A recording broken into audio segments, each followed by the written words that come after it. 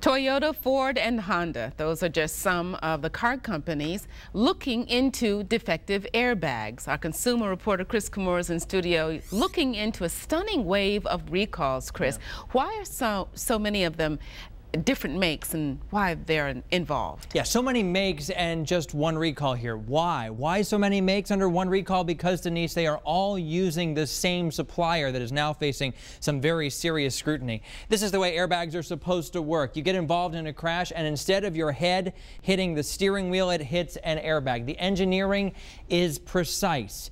But now there are questions, and 2.8 million vehicles being recalled because of fears those airbags are not operating the way engineers want them to. They work perfectly in the lab, but what happens in the real world? We can show you what's happening in the real world. Drivers are reporting that when they are involved in crashes, instead of the airbag just deploying like that, shrapnel is flying out at the same time.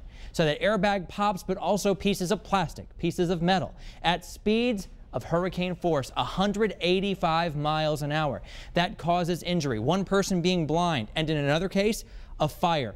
6 cases so far that federal investigators are looking at. And the common thread here, the one constant, is weather, high heat and humidity. The cases they're looking at are isolated to just 2 places in the country, Puerto Rico and Florida. And we can confirm after talking with the airbags manufacturer today, a company called Takata, its engineers are now looking at the possibility that humidity is causing all of this for some reason. The company said its engineers are now analyzing the impact that humidity might have on the potential for an inflator to malfunction, Denise. It's unbelievable stuff. It certainly is shocking to hear this.